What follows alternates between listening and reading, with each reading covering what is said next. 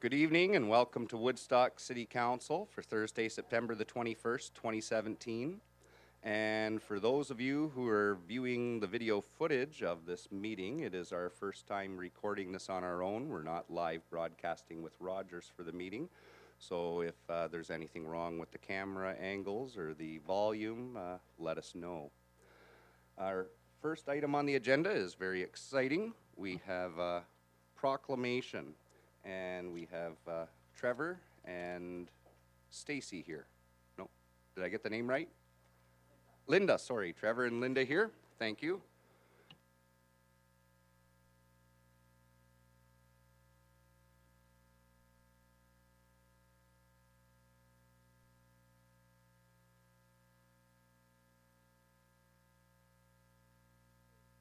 Welcome, Linda.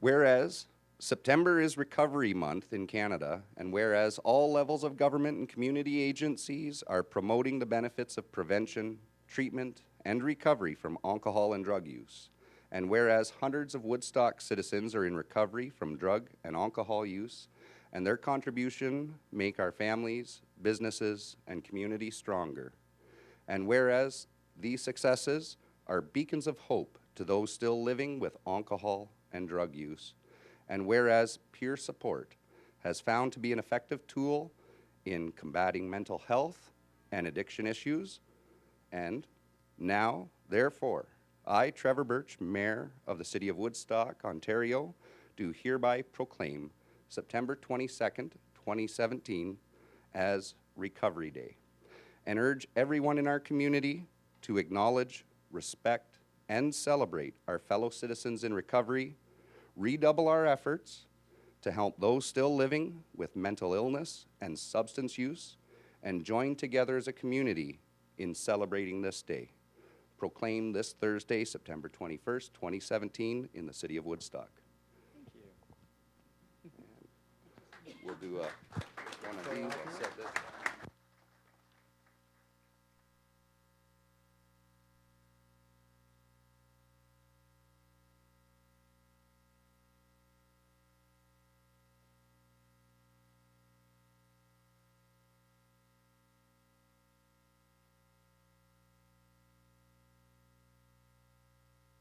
Is disclosure of conflict of interest. Councillor Tate?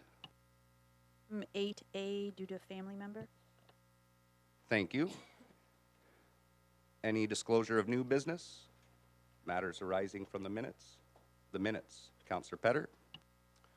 Moved by myself and seconded by Councillor Talbot that the minutes of the regular meeting of Woodstock City Council held on September 7th, 2017 be adopted.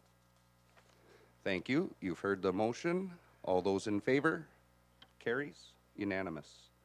And our next item is delegations, and we have Brian Smith with us to speak about the bursary available for a Woodstock student. Welcome. Oh, sorry, 1 second. Any additions to the agenda? Councillor Petter? Moved by myself and seconded by Councillor Talbot that the following item be added to the agenda. Delegation 7C, William McDonald. Delegation 7D, Eric Salaslaja. That's a failure. Delegation 7E, Jeff Paula and Duncan Sinclair. Delegation 7F, Penny McKinnon. Delegation 7G, Jennifer Mondell. Thank you. You've heard the motion. All those in favor?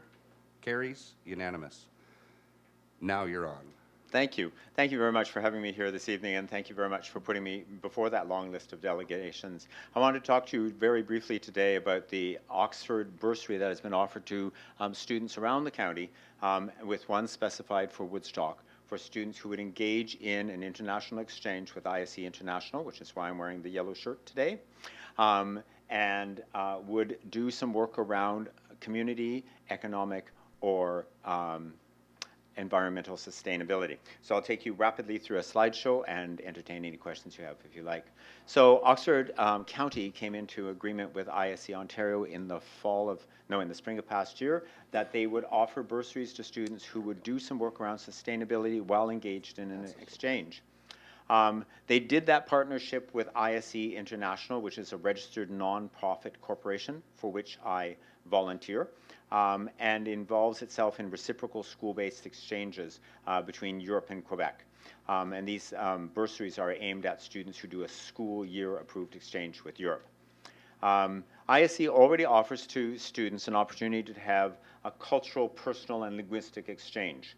What's been added to this with the community sustainability plan is the whole aspect of environmental, community, and economic sustainability ideas. So what they're asking students to do is to come up with an idea about something that they need to research while they are traveling. And they would travel for a period of 9 to 12 weeks to France, Switzerland, Germany, Spain, or Italy, preferably departing in February for 2 reasons. One, because that would put them in the framework of the budget that's already allocated through the county. And secondly, it would mean that they would avoid snow shoveling in February and instead be picking ripe oranges from the trees. I'm looking for volunteers to go with them. I got one. Good. So the exchange destinations are many and various, and they are interesting for the kind of sustainability initiatives in those various countries, which I won't go into great detail on, but the students will. So France is one, Switzerland is another, home of sustainability for the entire planet, if you think about the UN. Germany, which had some problems with community sustainability in the late 30s and early 1940s, but environmentally are very profound. I have some evidence that the mayor has been to Spain, and Italy is also one of the countries involved.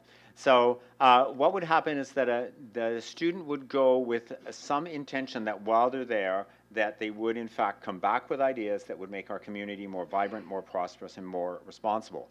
And that they would go there with the idea they would do that research, and that they already know groups who are interested in listening to them. So it might be a community group, it might be a service club, it might be a city council, for instance, that would want to hear those ideas that they're bringing back. So they would have that commitment already in place that there's somebody to listen to them. They would come back and present those ideas, and when they receive the kind of reception from that group that says, yes, there's a good idea, I think they would automatically dig in and remain with that group and work through that idea. So we would then have a student volunteer committing to work in their community and stay in their community, which would solve a couple of problems in our community, one of which is the demographic dip. After 18, our population goes down, and you have to get past 35, and I'm long past that. You have to get past 35 before you're back in the community. So it would mean that students would engage in the community and not just want to be here, but would want to stay here. It would also do some other goals out of the community sustainability plan. The county designated one per municipality.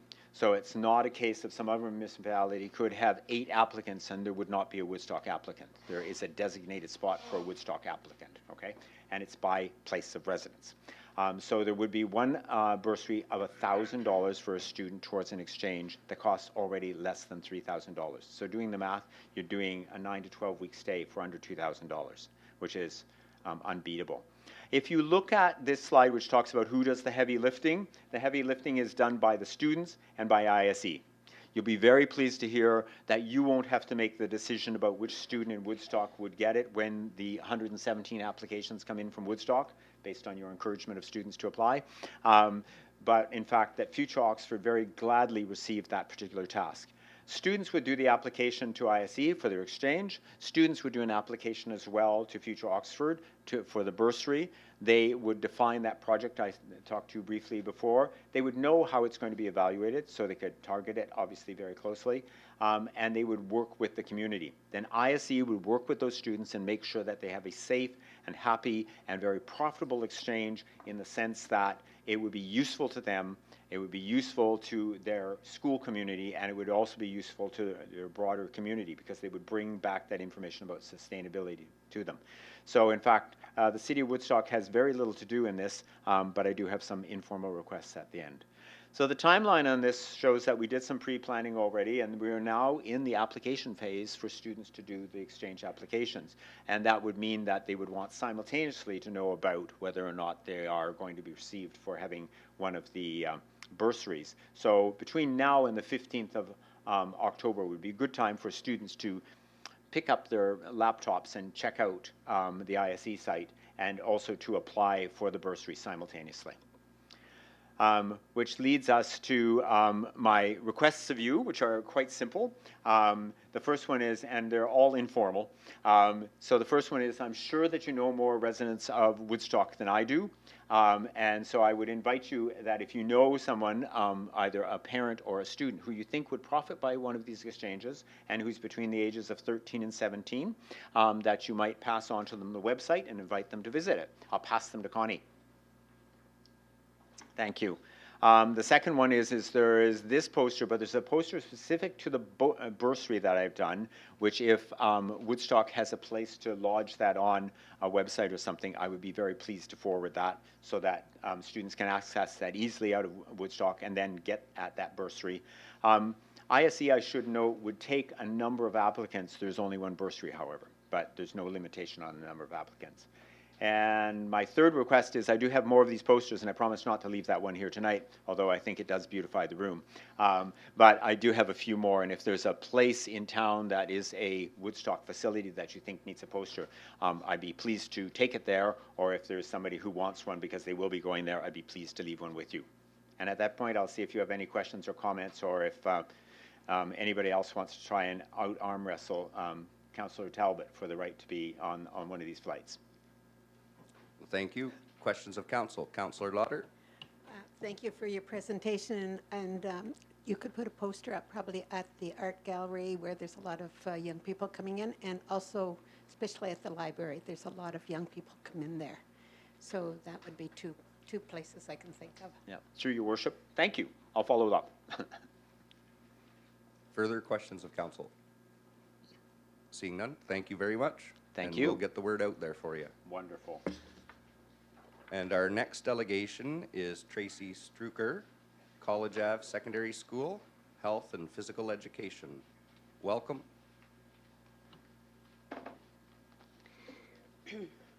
Thank you for giving us this opportunity today.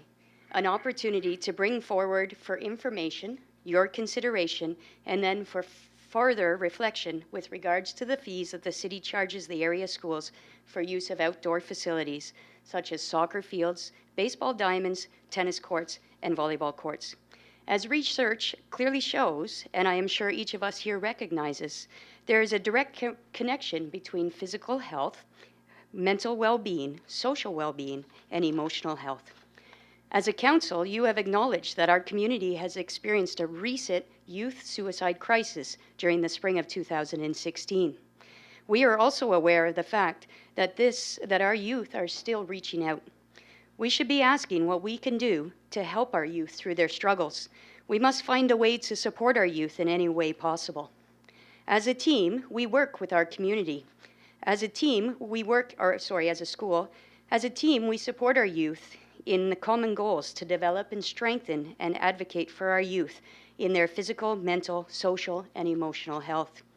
Currently, the City of Woodstock charges fees for soccer fields, baseball diamonds, tennis courts, and volleyball courts. In fact, any outdoor area. These fees incurred by the school, however small, limit our ability to give our students the experience and expose them to these facilities. In addition, it limits our ability to add diversity to our program, as not all our schools have tennis courts, ball diamonds, and the like. I believe that we want our students to be lifelong learners. We hope that experience of sport in high school and elementary schools will further translate into future use and enjoyment as adults. Investing in the future of our students and our youth is never a bad thing. Through my work with the youth, I recognize that not all youth are exposed to things like this through their community, and sometimes the school is the only way where they get these opportunities. Finally, charging a fee for a school use is not a norm in Thames Valley District School Board. It is important to note that I spent the summer reaching out to the 27 high schools that are members of our board, and not one school spoke up to say that they are being charged for their community use. I ask, why this inequality? Why is our community feeling the urge to charge our youth in order to cover our expenses? Thank you. Thank you. Questions of council? Seeing none, thank you very much. Can I quickly note that I feel a little disappointed that there's no questions in this regard. Our youth should be a priority to us, and there should be questions, there should be concerns. And I hope that we follow up with this. Thank you. Councillor Tate? Through your worship to the presenter, just so you're aware, actually all the council is involved right now with the youth. United Way has put together a group of people discussing what to do with the youth, so council is very involved, and they've been, we've got a youth advisory program, and there's been a lot of discussions going on. One issue that has come up through the United Way and the studies that they're doing, they've interviewed kids. We don't want to concentrate on just athletics. We want to be inclusive of all the youth. So we're trying to figure out how to do it so everyone's included, not just one section. So there's not that there isn't any questions. We have been having discussions. May I respond? And related to that, I'm not coming forward as athletics. I'm coming forward as school, as the physical education department, in which every student participates in phys ed in one stage or another of their life. Councillor Lauder? This isn't through to the presenter, and I don't know if this is the appropriate time to do it, but through the mayor to Mr. Connors. I'll have him speak to it at that time. Thank you. Councillor Talbot? Thank you, Your Worship. Through to Tracy. Can you give me an idea of how much you spend? Like, what would CAST spend in a year on costs for? Since we have begun being charged, we weren't charged up until a couple of years ago, and when we started getting charged, we couldn't afford it. So we reduced our use of facilities considerably. But for instance, last year we looked to rent tennis courts, or we looked to use the tennis courts for our school, and a 2-day use was going to be a $500 cost. Likewise, every time we use a ball diamond for an hour, it's about $4. It adds up, it adds up. And I know it seems insignificant when we're talking about thousands and thousands of dollars, but to a school and to the youth, it's a cost.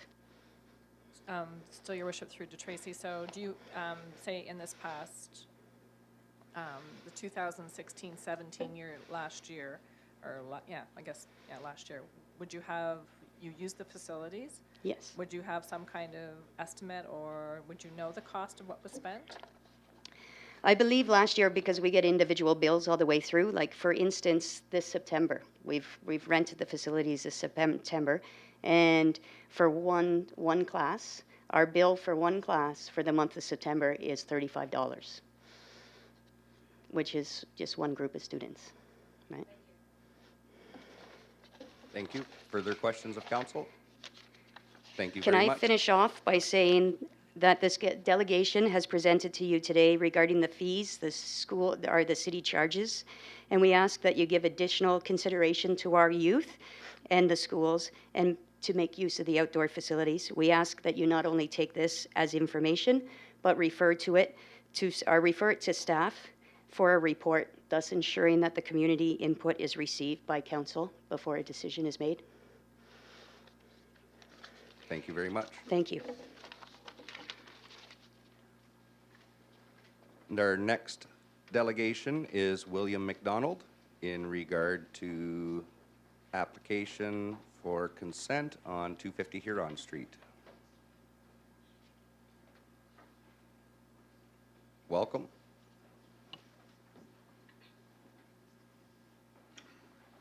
I didn't think I'd be up here this fast. Everybody, I have a few things I want to get off my chest here. Now, I'm starting to feel like a record. Keep coming here and I keep telling the same story, and I don't get too much back on it. Well, I'll start off again. I think the land that they want to build the one house on is way too narrow, and we're going to have a whole bunch of driveways coming out onto Sydenham Street, which is going to cause a lot of concern. And also, I got to get back to that property beside my property. Now it says here, resident zone, R1, and they changed it from that to special resident zone, R1. And I'm thinking, well, okay, I don't have enough information like Ray has, Mr. Losi. But anyways, what I'm doing here is I'm looking at this chart here. I don't have it up on the screen, but I'm looking at this chart. And the land that he wants to build this one, it's B17-02-B Lot A. I haven't seen that anywhere on this piece of paper, the same size lot anywhere. Now, how do they get to have this lot and put a building on it when there's nobody else in that whole piece of paper that size of a lot? They're most likely 2, 3, 4, 5 feet wider. This one here, they've knocked it down to that they're going to only have 2.5, 3 feet on each side of the building after they install it. And they're going to kill a lot of trees that are on my property line and their property line when they dig this foundation and everything up. And that's what I'm concerned about. Plus, like I said, with all the parking on the street. So that's about all I got to say for now. Thanks Thank for you. everything. Questions of council? Councillor Talbot? Your worship, I was just going to say to Bill, I'd asked you a question, but we've talked so many times Yes. at planning meetings that I'm not going to ask him. And I appreciate But I was that. up walking around your neighborhood again last night. Oh, that was you that was making all that noise out there. Ah. Okay, thanks a lot. And our next delegation is Eric Salusia of GSP Group. Welcome. Thank you.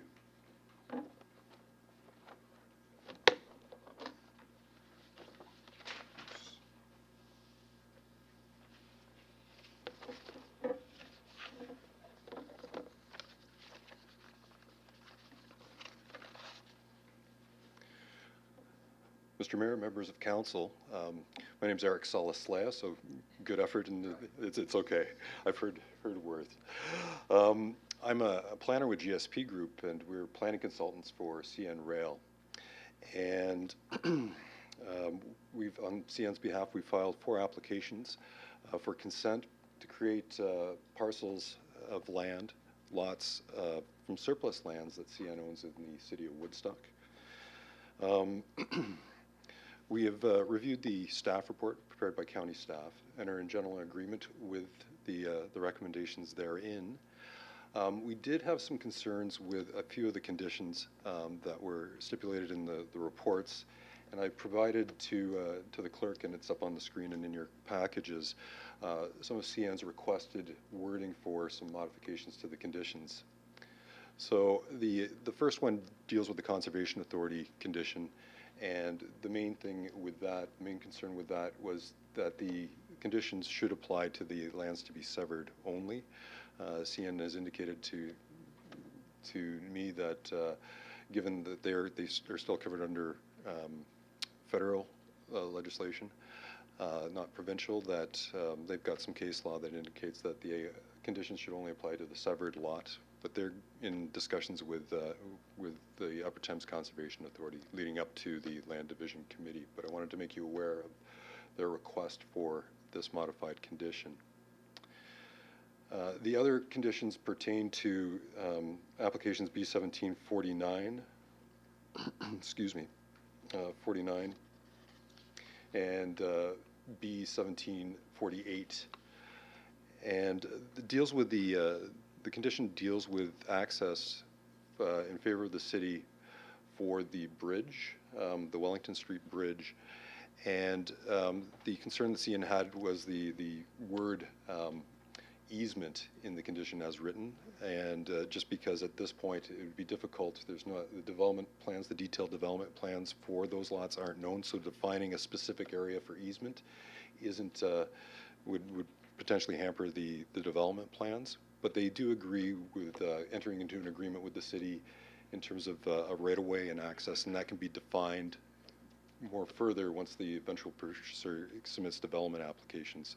So really the proposed modifications, in our opinion, do protect the city for access to the bridge, but at the same time wouldn't require setting out a specific defined area of easement.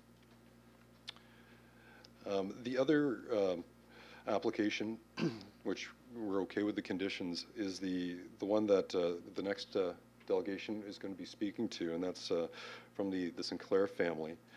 And their concern was with the shape of the lot and not being able to access their property. The one thing I note, I took it back to CN following the public meeting. They do have a purchaser lined up for that, and so their suggestion was that the Sinclairs could contact that purchaser. But one of the other things I note is that condition number 3, with respect to that application, requires a 3-meter wide road widening.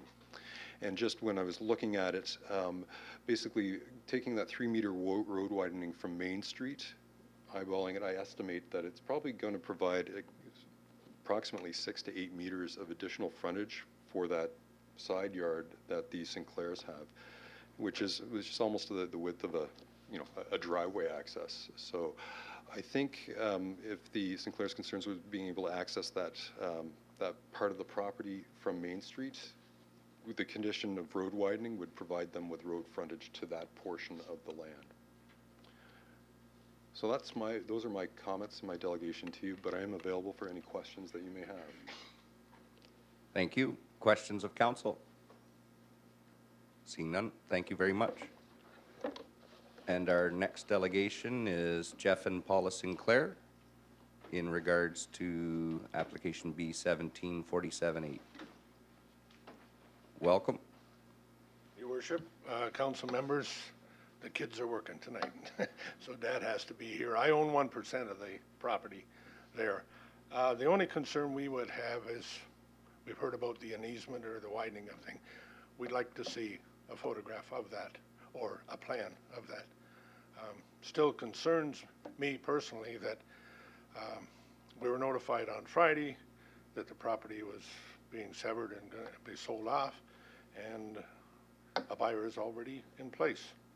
So it's sort of the horse before the cart, in my opinion, but it'll be what it be, and I guess the big guy wins. Thank you. Any questions of council? Okay, seeing none, thank you. And our next delegation is Penny McKinnon in regards to 349 Huron Street. Welcome.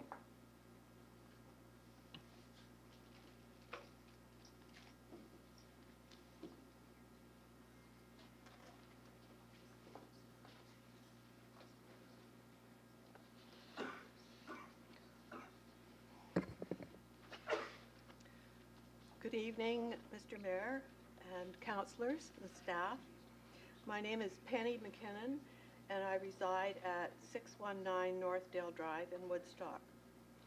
At the public meeting for planning matters on September the 19th, past Monday, I spoke to a number of questions and concerns as my property lot is adjacent to the southern boundary of the property line of the proposed development at 347 Huron Street. Mr. Wallace and the city engineer met with me yesterday, and they were very generous in giving me time for answering my questions, and I thank them for that. We addressed flooding and the implications of climate change and the potential for flooding from the development onto my sloping property. And apparently my suggestions for meeting the requirements of infrastructure to guard against this flooding onto my property in the case of a 1-in-100-year storm appeared to have been somewhat unrealistic.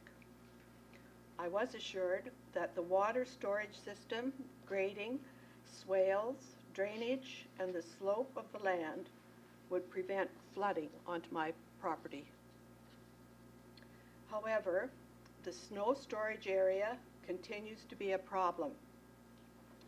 Snow piles collect salt, chemicals, oil, and heavy metals, and these elements are contaminants to vegetation, and they will be brought into the development by residents' cars which will number 26 to 52 if each housing dwelling has its 1 or 2 cars, plus visitors' cars, business and service vehicles.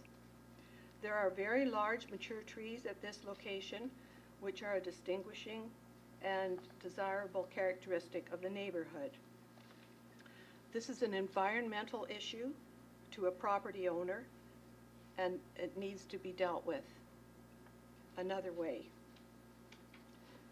Regarding the woodlands and trees and in settlement, it's my understanding from that planning meeting that the fence, chain link fence, and the trees that separate these two properties, that the trees on the owner's lot will be maintained and not cut down or designated for removal. To continue, Bylaw 7.2-19 states, and I quote, "The siting of any buildings and parking areas in relation to the size, configuration, and topography of the lot is such that the effect of light, view, and privacy of adjacent yards is minimal." End of quote. The lighting proposed on the landscape area, which is adjacent to my property line, is not full cut-off lighting, which would prevent glare into my yard. The screening trees at the same location bordering my lot are deciduous trees, and evergreen trees would provide screening for all seasons of the year. My question is, how do I know how these matters are addressed before council approves the project and the proposal? That concludes my submission. Thank you for your attendance and consideration. Thank you. Questions of council? Seeing none. Thank you very much. And our next delegation is Jennifer Mondell from Stantec in regards to 349 Huron Street. Welcome. Thank you. Good evening, Mr. Mayor and members of council. My name is Jennifer Mondell. I'm a planner with Stantec Consulting, representing the applicant this evening. I did want to just take a few minutes just to respond to some of the questions and concerns that Penny has addressed here this evening. We did also meet with Penny for about an hour or so on Monday evening following the meeting to go over a number of her concerns. And as she mentioned, you did have a chance to meet with city staff. So to address some of the concerns that she's brought up this evening, specifically about snow storage, there are areas on the site plan that are designated for snow storage. They will be the responsibility of the condominium corporation to have a private contractor snow plow and remove the snow. It is common practice that snow will be hauled off the site if there's a very large storm event. As well, with the recognition of environmental consciousness, there is very limited use of salt we found typically in a condominium corporation, and it's not anticipated that it would be heavily used by the condominium to clear any snow.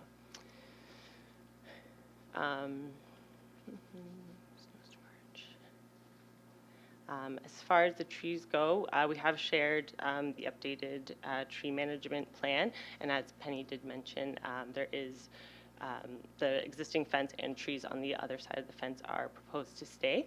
We have had a chance to review the deciduous trees on the site that are closest to Penny's property, and in speaking with our landscape architect who prepared the plans, as well as city staff through engineering and the Parks Department, we have concluded that we would be able to include an additional coniferous tree closest to the property line, which would, in our opinion, provide for a more fulsome screening solution, as the deciduous trees would provide foliage which are fuller during the spring and summer months, and the coniferous tree would provide year-round foliage to screen additionally from the light, in addition to the trees and the screening fence that will already be in place. So we believe this is a solution that will suit all, hopefully. And unless there's any other questions, I'm happy to answer. Thank you. Questions of council? Councillor Petter. Through the chair to Jennifer, just going back to the snow storage area. Now, we talked about a lot of stuff on Monday night, but Yes. we talked about grading and Yes. which way the water was going to go. Yes. So obviously, I'm looking at the two snow storage areas, and they probably both can't drain away from the neighbor's property. Through you, Mr. Mayor, both of the snow storage areas are graded so that they are internal to the site. So, yes. And it says proposed visual screening. Is that some sort of a screen to stop the snow should it want to go that way? Through you, Mr. Mayor, the proposed screening is a board-on-board fence that will be 1.8 meters high and, as indicated on the plan, 9.7 meters long. It will help to screen the snow storage, as well as the sort of main intent of the screening is headlights from the cars onto the properties. But Thank you. Councillor Lauder. Thank you. Through the mayor to Jennifer. I know she has a concern with the lighting, the glare, and I know you mentioned the trees. Is there a way that they can set those lights that she would not, to eliminate that glare that she's concerned about? through you, Mr. Mayor, photometric analysis has been completed by an engineer at Stantec Consulting. It's been submitted and circulated to the city for comment, and in our opinion, it's been designed in a way that meets the standards of the City of Woodstock, as well as a typical condominium site for residential lights. Thank you. Further questions of council? Thank you very much. Thank you. Consideration of delegations.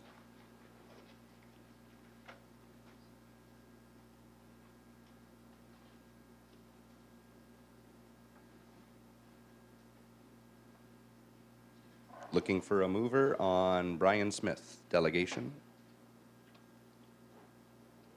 Councillor Talbot. I'll move that Woodstock City Council receive the presentation from Brian Smith on behalf of International Student Exchange as information. Thank you. Seconded by Councillor Lauder. Discussion? Seeing none, you've heard the motion. All those in favor? Carries. Unanimous. Next item. Councillor Petter. I move that we send to staff the question of discontinuing the fees charged to public schools to access city parks and playing fields for a full and all-encompassing figures on what it would cost the city to do that, as we would not just be looking at college ed, would be looking at all schools.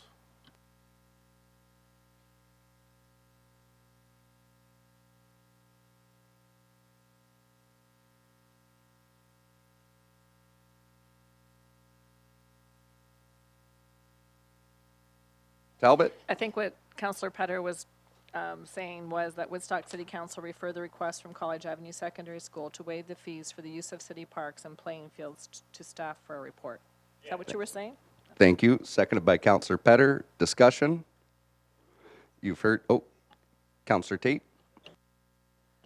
Yeah, through the chair to Mr. Connors, if he can just comment on a couple of the fees, because I think they were exaggerated a little bit. From what I understand, the full day of a tennis court is $63, is that correct, for someone to rent? Through to the councillor's question, in the fee report, the fee per court is $63.10 for a full day. And do you have any figures up to date of how much has been charged for our facilities up to now? Through to the councillor's question, right now, just for ball and soccer fields, used by all the schools, it comes to $294.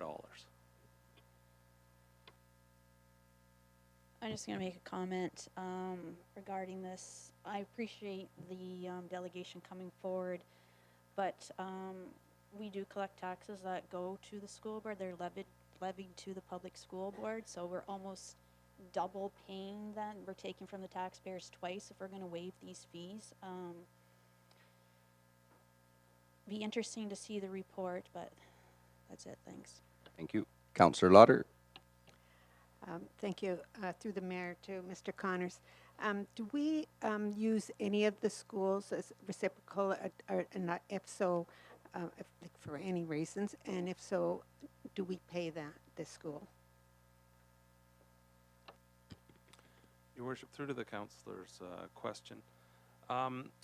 We don't currently have any reciprocal agreements for use of schools. We have one agreement for the Terry Fox track, and that is it's open to the public when the school isn't using it, and we maintain that sports field. But we are certainly open to reciprocal agreements with either school board as far as use of indoor space. We know that's a need for the community, and we'd certainly be open to any reciprocal agreement that would open up recreation for the community. Thank you. Further questions of council? You've heard the motion. All those in favor? Carries. And our next items we'll deal with through the planning reports. Our first application is for 130 Redell Street. Mover, Councillor Petter. I have the right screen now, by the way, so I'm good to go. I move that Woodstock City Council approve the proposed amending bylaw file number ZN 81713 for lands comprising Part Lot 2, Lot C, Block C, Plan 49 in the City of Woodstock, whereby the applicant proposes to rezone the subject property from Residential Zone 2 to Special Residential Zone 3 to facilitate the conversion of an existing dwelling house into a converted dwelling house containing 3 residential units. And further, that comments received from the public were reviewed and were considered in council's decision to approve the application. Thank you. And a seconder, Councillor Talbot. Welcome. Thank you. So the first application is the zone change. It's for 134 Redell Street, and it was submitted by Marco and Laura Habib. The application proposes to rezone the subject lands from Residential Zone 2 to Residential Zone 3 to allow the increase in the number of units permitted on the lands from 2 to 3. The applicant is proposing the additional unit via interior renovations, and no exterior renovations or additions are being proposed. For information, the applicant indicated that the existing dwelling currently contains 2 residential units, but according to city building staff, the second unit appears to have been established on the lands without the benefit of a building permit. The current zoning of the lands permits 2 dwelling units within the existing structure, and the matter of building permit issuance can be addressed with the city outside of the zoning process. As such, staff are of the opinion that the status of the second unit should not impact on the consideration of this application for the zone change, as the total number of units being proposed for the site remains the same as was indicated in the public notice. Upon further review of the application, staff also determined that site-specific zoning provisions should be proposed to recognize the deficient front yard depth and the southern interior side yard width of the existing building. While this information was not included in the public notice, it's the opinion that no further circulation of the application is required, as a dwelling and the noted deficiencies are existing, and the application is not proposing any exterior changes to the building or further encroachments. As such, the intent of the application is not affected by the added provisions, and no further notice is required. The proposal is considered to be an efficient use of land, municipal services, and infrastructure. It's also providing an alternative housing type for current and future residents of the regional market area, serving to satisfy a broader range of housing requirements. As such, planning staff are of the opinion that the proposal is consistent with the PPS policies. Further, the proposal conforms to the policies of the official plan pertaining to low-density residential areas and converted dwellings in the City of Woodstock.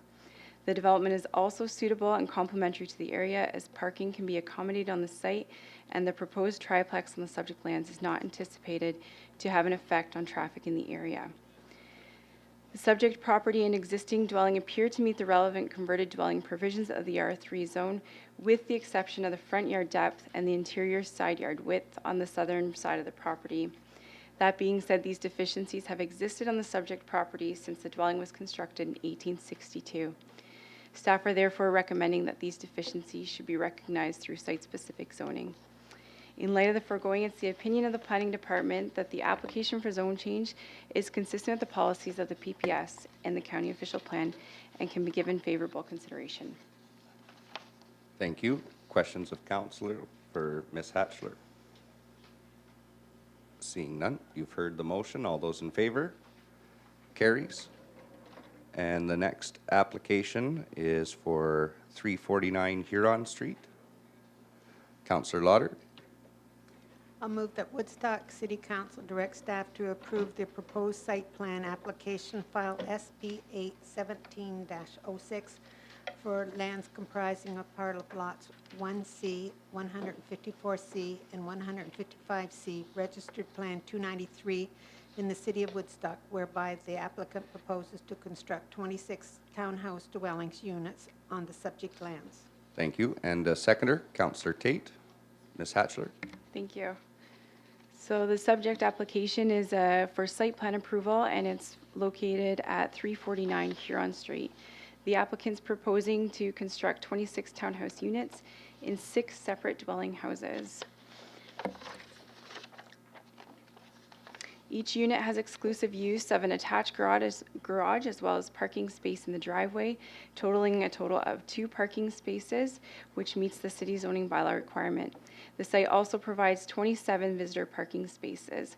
The total number of spaces in the development is 81, which exceeds the required number of parking spaces. Staff are also of the opinion that the amount of parking to be provided on site is sufficient and that no on-street parking is required. With respect to grading and flooding concerns, the proposed development has been designed to provide adequate drainage to on-site catch basins and swales. Grading of the site and stormwater management design have been prepared by professional engineers, and city staff are satisfied that the grading and drainage will not negatively affect neighboring properties. Further, the proposed plans indicate the lands will be graded inwards where snow storage is being proposed, which will draw any melting snow away from neighboring properties. And as we previously discussed, the snow storage will be screened visually from neighboring properties. The proposed site plan addresses privacy by maintaining the existing fence and trees. And a tree management plan was prepared by a certified arborist and reviewed by City Parks Department. The majority of the trees bordering the property will be maintained, with the exception of trees that are non-native invasive species or those of poor health or dead. The trees that have been identified as needing to be removed pose a safety or liability issue to future homeowners of the proposed development, and have therefore it's been suggested that they be removed. Staff and the developer have determined that the existing chain link fence will remain, as it was determined that if the existing fence were removed and a new fence were put in its place, the existing trees that the fence meanders through would potentially be damaged or lost.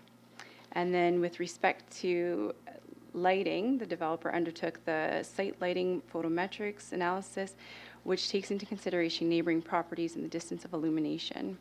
And as Jennifer indicated, staff are satisfied that the illumination does not fall outside of the property boundary, and where it does, visual screening was proposed.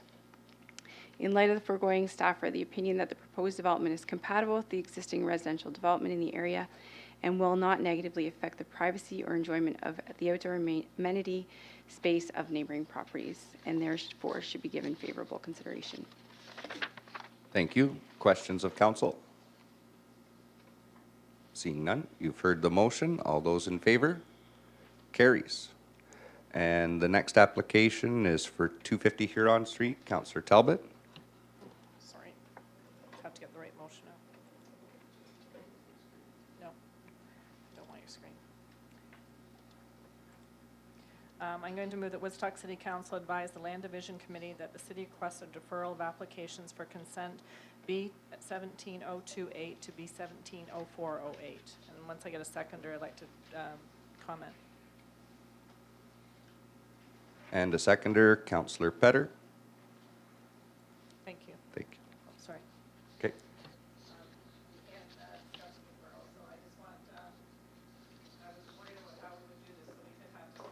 So we could have discussion on the deferral. This application has come before us a couple of times, and as again, at our planning meeting on Monday evening, there was a lot of discussion. I revisited the area once again and tried to envision what the developer had brought forward, and I just don't believe it's in keeping with the neighborhood.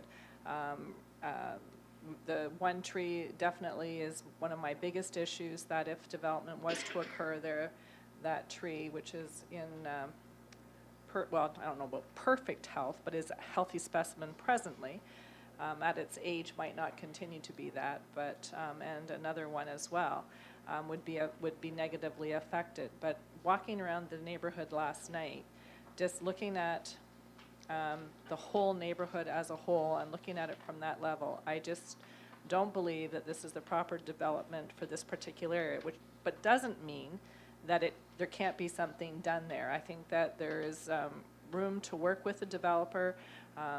There's been some suggestions of some different ideas, and I'm hoping that with the deferral that we can take that time and have those discussions. It's a well-established neighborhood, and as was told at the planning meeting, a lot of them are second-generation families that are living in those houses as well, too. And I just don't think what is proposed presently is in keeping with the present neighborhood, and the trees as well are another issue for me. So because of that, I'd like the application deferred, and I'd like us to revisit it with the developer to see if there is something, so that we don't have to take it to an OMB and we don't have to fight it, and that it is more agreeable or more in keeping with the neighborhood. Thank you. You've heard the motion to defer. All those in favor? Carries. Thank you. And our next item on the agenda is the application for CN Railway. This is the first one for the west side of Ingersoll Road between Park Row and Anderson Street. Councillor Talbot? Your Worship, I would like a similar motion to defer this application until such time. Is this the right one? No, wrong one, sorry. I'll read this one. Never mind. Does someone else want to read it? Okay, I put my hand up. I will read it. That Woodstock City Council advised the Land Division Committee that the city supports the proposal to sever the subject property, subject to the following 8 conditions. Thank you. And a seconder, Councillor Tate. Ms. Hatchler. Okay, seeing as these applications are very similar, I'm not going to go into, and we talked about them at the planning meeting on Monday night, so I won't go into great detail. But, so as indicated, the first property is located on Ingersoll Road between Park Row and Anderson Street. And basically what CN is proposing is to sever off surplus lands. So, and then the retained lands would be the rest of the CN lands, so a greater part of the corridor. So with respect to the one on Ingersoll Road, the lands are zone C4 and they're designated service commercial. And staff are satisfied that the application meets the requirements of the C4 zone and that it's also in keeping with the official plan and the provincial policy statement. And as such, we recommend favorable consideration.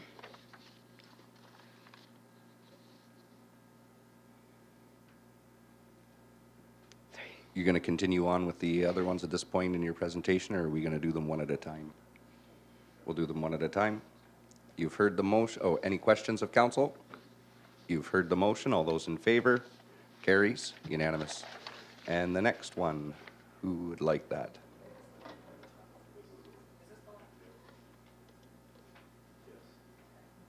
Councillor Talbot. I'll move that Woodstock City Council advise the Land Division Committee that the city requests a deferral of the application for consent B1747-8. If I can get a seconder, I'll explain. Seconded by Councillor Petter. Discussion. Councillor Talbot. Thank you, Worship. I've had discussions earlier tonight with Eric and with our our CEO. And I think just in light of Mr. Sinclair's comments tonight, that they really haven't had an opportunity to look to see if that 3-meter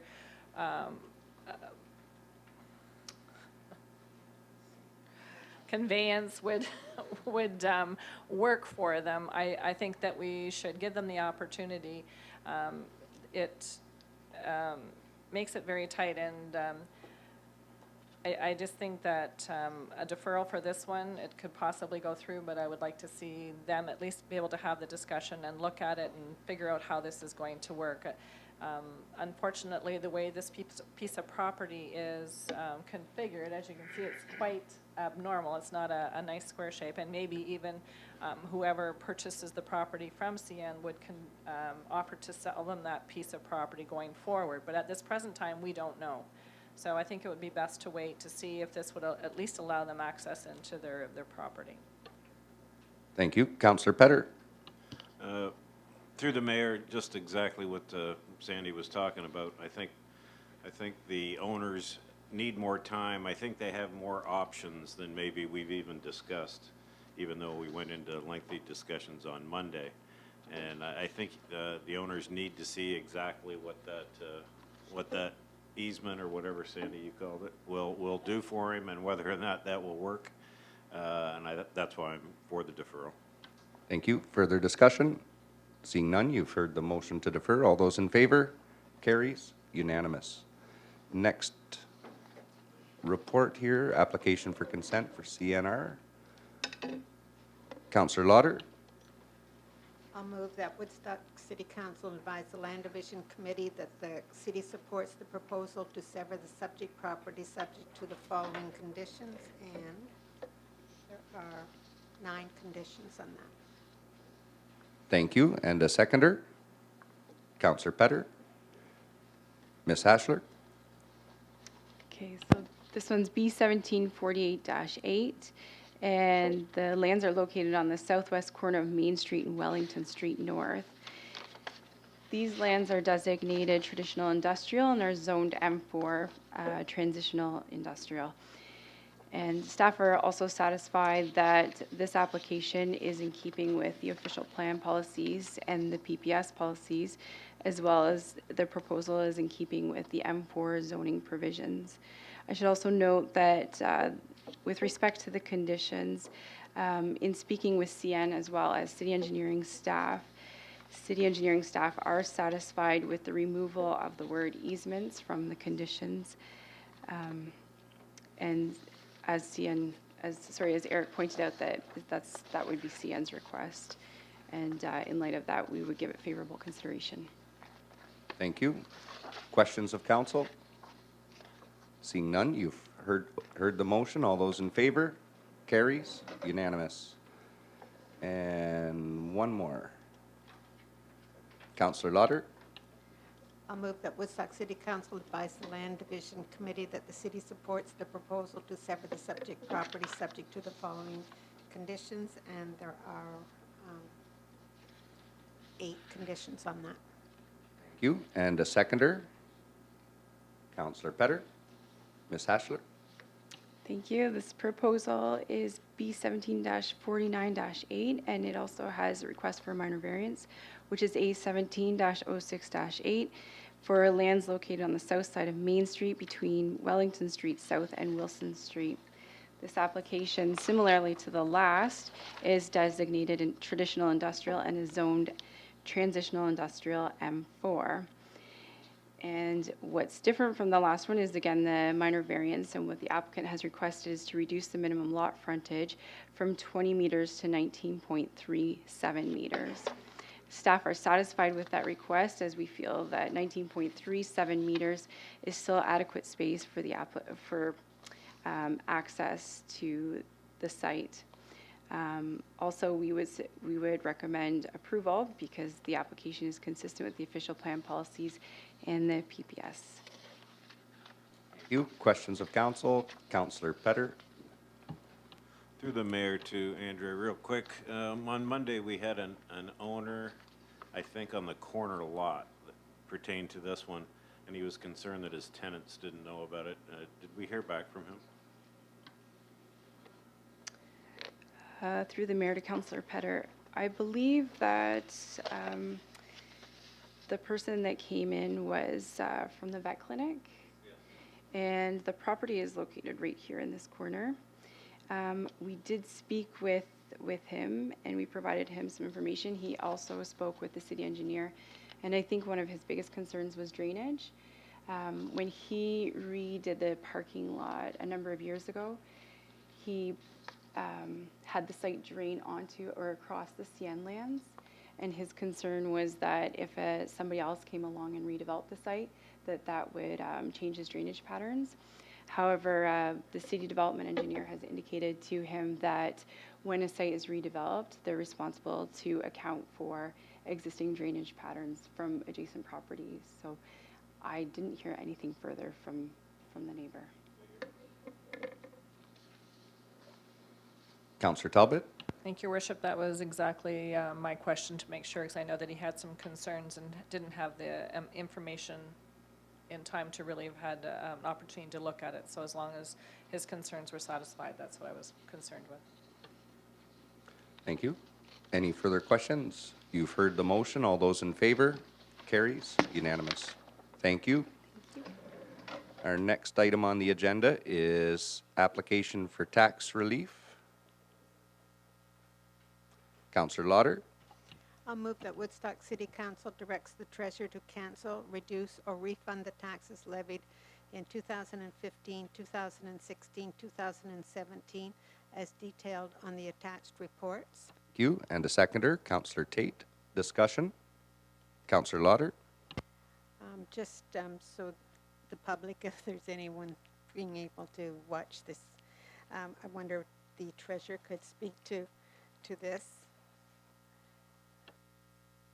Your Worship, through to Councillor Lauder, Council sees this report twice a year, and basically this section of the legislation allows you to reduce or refund or cancel taxes on properties because there's been a change event that has reduced the assessed value. Things like a fire, a structure that's been torn down, a property that goes from residential to exempt, a class change from commercial to residential, those kinds of things. So people come and they make an application to us, which we send through to our assessment department, and they provide us with the assessment details and the recommendation on how much the taxes should be reduced by, and then we need council approval to move forward. Thank you. You've heard the motion. All those in favor? Carries. Unanimous. Next item is the Statement of Revenue and Expenditures and Capital Expenditures ending August 31st, 2017. Councillor Petter. I move the Woodstock City Council receive the Statement of Revenue and Expenditure and the Statement of Capital Expenditures for the period ending August 31st, 2017 as information. Thank you. And a seconder, Councillor Talbot. Discussion. Seeing none, you've heard the motion. All those in favor? Carries. Unanimous. Next item on the agenda is the Beale Street, Grant Street, Shenstone Avenue Reconstruction Tender Award. Councillor Talbot. I'll move that Woodstock City Council award the tender for the reconstruction of Beale Street, Grant Street, and Shenstone Avenue to Vucon Construction Limited in the amount of $977,396.04, inclusive of HST. Thank you. And a seconder, Councillor Tate. Discussion. Seeing none, you've heard the motion. All those in favor? Carries. Unanimous. Next item is the Building Permit Fee Report. Councillor Tate. I'll make the motion that Woodstock City Council receive the report as information. Thank you. And a seconder, Councillor Lauder. Discussion. Yes. Councillor Talbot. To speak regarding it, there's some big numbers in there. We've been busy. Your Worship, through the councillor, yes, it's been over 22 years since we've changed the permit fees for the building department, and we're actually in all the comparable municipalities, we have the lowest building permit fees by far, and we're also We're also finding that we can't keep up with the amount of building permits, and as council may remember, we've had a temporary employee on board helping out with the volume the last year or so. So what the building department would like to do is up the fees. As you know, the building department is a net zero fund, so none of the money to run the department comes from the taxes. It all comes from the building fees.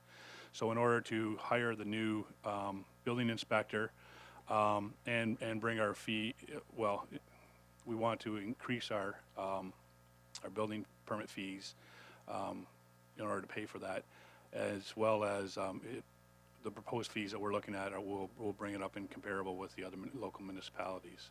So what we're hoping to do is have a public meeting on October 11th, and then depending on that and adjusting our report based on any comments we get from that, and during that period, we'll come back to council for approval then. Thank you. Further questions of council? Seeing none, you've heard the motion. All those in favor? Carries. Unanimous. And our next item is the bylaws. Councillor Petter.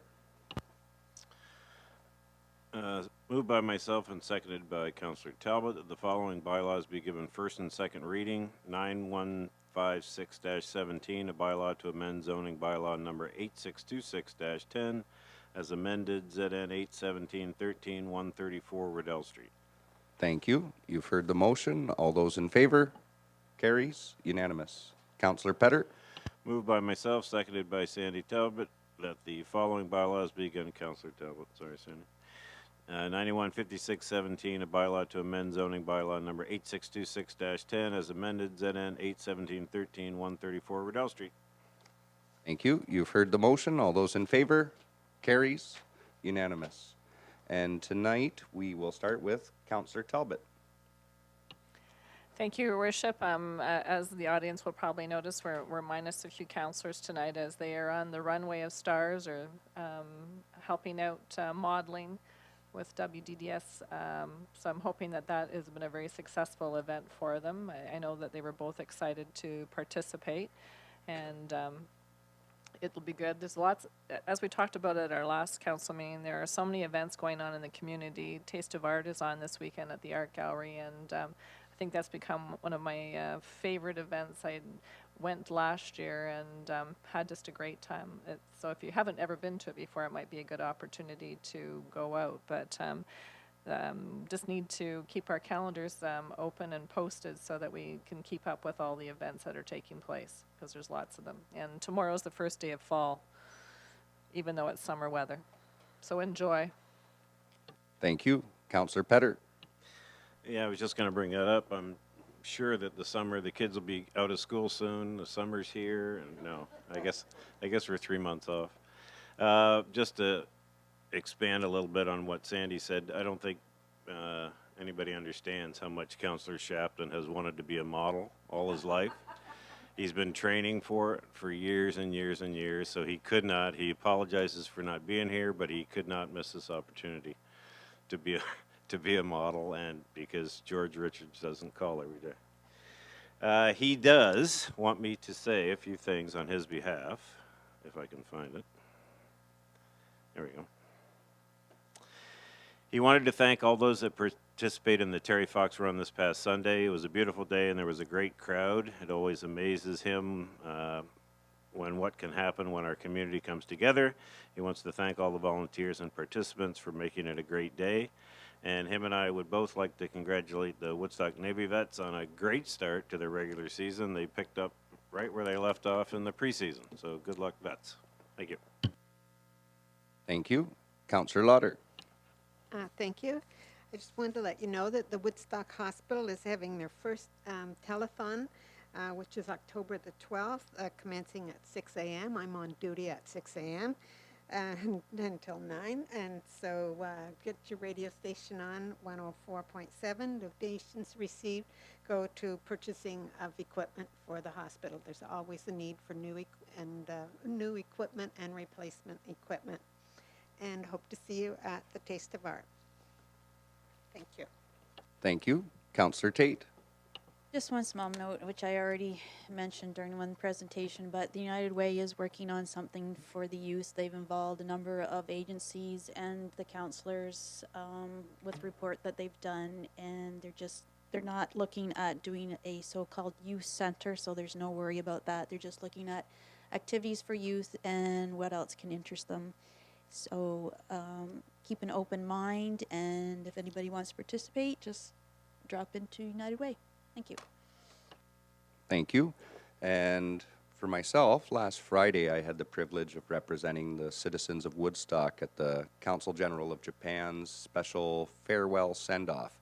And we, as a city, gave a small gift in recognition.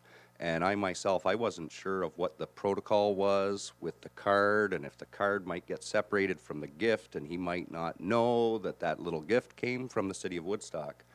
And so I put one of our lapel pins on the bow of the gift that was wrapped. And the Council General, amongst all of these dignitaries and ambassadors and elected officials and very, very distinguished and important people, put on the Woodstock pin and wore it the whole evening. And even when the press were there to take some pictures of him, he was sporting the Woodstock pin. So just goes to show the special relationship between the friendly city and our Japanese counterparts. Now, as Councillor Talbot and others have mentioned, there's so many different things going on within the community. I'll highlight a couple that are coming up over the next few weeks. I'll pick on Sundays. So even Sundays, we're very busy on those days. This Sunday, we have the Woodstock Special Olympics Appreciation Dinner is going on, and that's at WDDS in the Toyota Room, and it is open to the public. So if you'd like to come and clap and cheer them on as they get their awards, please make sure you're there. That's at 3 o'clock in the afternoon. The following Sunday is the annual tree dedication for the Memorial Forest, and that's on the lands at Piddock at Upper Thames. And on that day, I'll be wearing 3 hats. I'll be there representing the city as mayor, I'll be there representing Upper Thames as a board member, and I will be there representing the county as well on behalf of the warden. So for any other elected officials that are going to show up, I like to tease them and tell them I can speak 3 times longer than they can. So lots going on. Check out the What's on Woodstock magazine and stay update. And looking for a motion to adjourn. Councillor Petter, seconded by Councillor Tate. All those in favor? We are adjourned.